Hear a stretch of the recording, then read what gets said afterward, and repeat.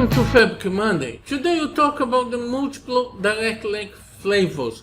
This is a new feature announced recently on the last Microsoft build, and there are many other features linked to this one. So we'll talk about the flavors of DirectLake today in this video, and we'll continue talking about the same related subject on next videos. So, this is a classic image illustrating what the DirectLake is. Before DirectLake in OneLake, we had the direct query or the import. The import works in a scheduled way. According to a schedule, it brings the information from the source to the Power BI side and then processes the information in the Power BI side. The direct query, on the other hand, brings the information from the source to the Power BI side according to the report usage. According the users are using the report and clicking the element on the report, the query is going directly to the source and bringing the data to Power BI. The import mode in this case is way faster than direct query. The DirectLake, on the other hand, it goes directly to the OneLake files, to the Parquet files in OneLake.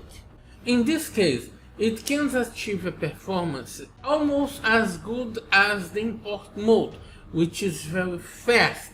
And at the same time, because it's going directly to the files, and going directly to the files according the user navigates on the report, it is always updated like the direct query, almost like a real-time process. It always has the most updated information. It doesn't work by schedule.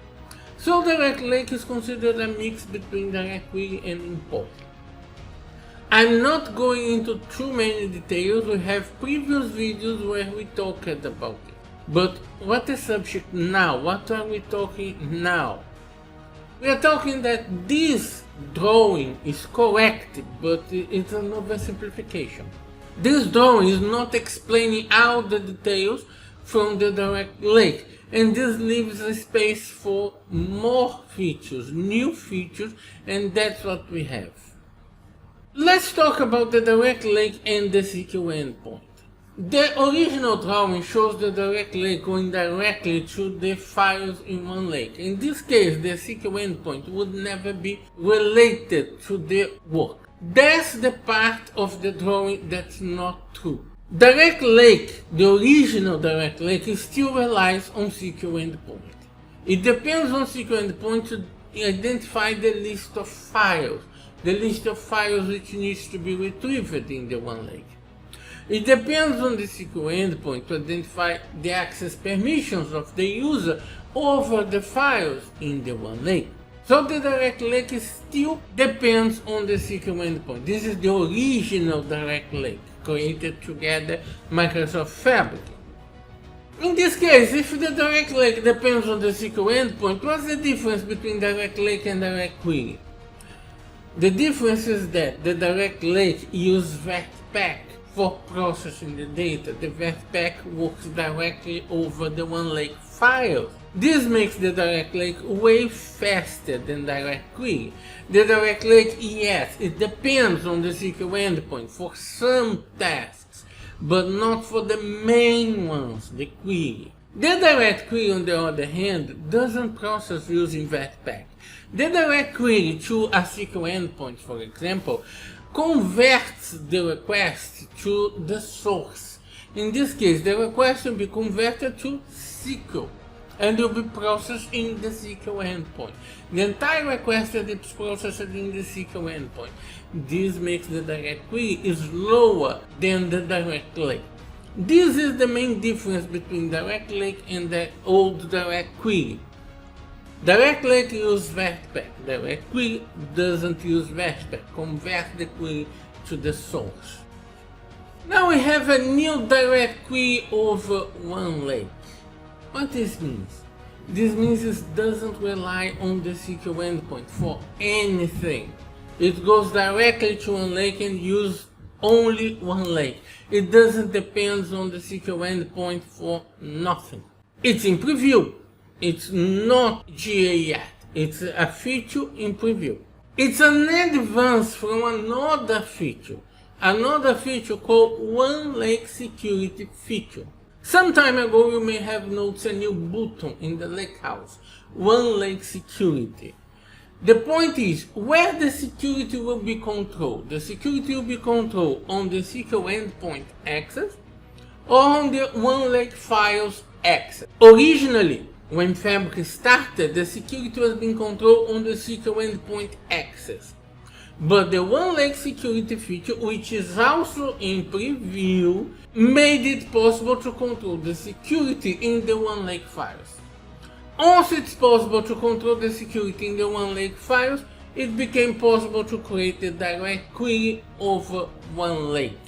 So, a direct query that doesn't depend in anything of the SQL Endpoint. So, the two new flavors, one new flavor and the original one.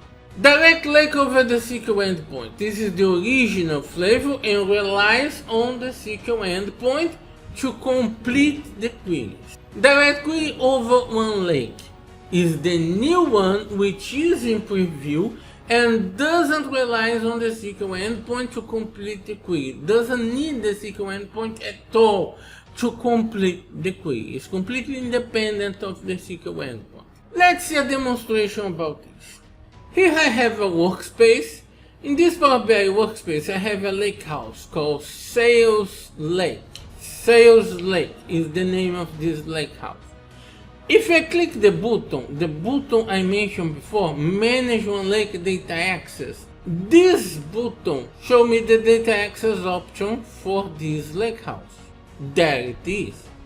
OneLake security and the options to control the security for the lakehouse. What this means, the fact that the OneLake security opened, the fact that this window opened, this means that this lakehouse, Sales Lake, has the OneLake security enabled. When we want to generate a DirectLake semantic model, we create a new semantic model from the Lakehouse and choose the tables that we would like in this semantic model. We already saw this in previous videos, no news about this. What is new is that the semantic model we create, we pass the mouse over the table. This semantic model shows a server name OneLake. This means that this semantic model is not only using DirectLake, but is using DirectLake over OneLake. It's going directly to OneLake and it's not depending on the SQL endpoint at all. Let's consider this other lakehouse, TB Lake. If I click in this Manage OneLake Data Access, I see the option. You are about to turn on the OneLake security. Continue. This can be undone later. If I continue, I will turn on the OneLake security for this lakehouse. But I don't want to. I don't want to turn the OneLake security for this lakehouse at the moment. So I cancel. And this lakehouse doesn't have the OneLake security turned on. What this means? This means that every semantic model that I created from this lakehouse, all the semantic models like this one, my test semantic, they are using DirectLake over SQL Endpoint. If you pay attention to the server property, the server property points to a warehouse and points to the server name of a warehouse. It doesn't say OneLake, it says a warehouse. The storage mode is DirectLake, but it's pointing to a warehouse. This means this is the DirectLake to a SQL endpoint. And in this example, we are identifying that we have two kinds of DirectLake. We have DirectLake to a SQL endpoint and DirectLake to OneLake. What makes the difference when we create a semantic model is if the OneLake security is enabled in the lakehouse. If the OneLake security is enabled, then the semantic model will be DirectLake to OneLake. If the OneLake security is not enabled, it will be DirectLake to SQL endpoint. Okay, but what about data warehouse, for example? What about if I create a semantic model from data warehouse? I don't have OneLake security in data warehouse. Data warehouse don't have this feature yet. Yes, it's a fact. Data warehouse don't have this feature yet. This means that the semantic model created from a data warehouse is a DirectLake to SQL endpoint.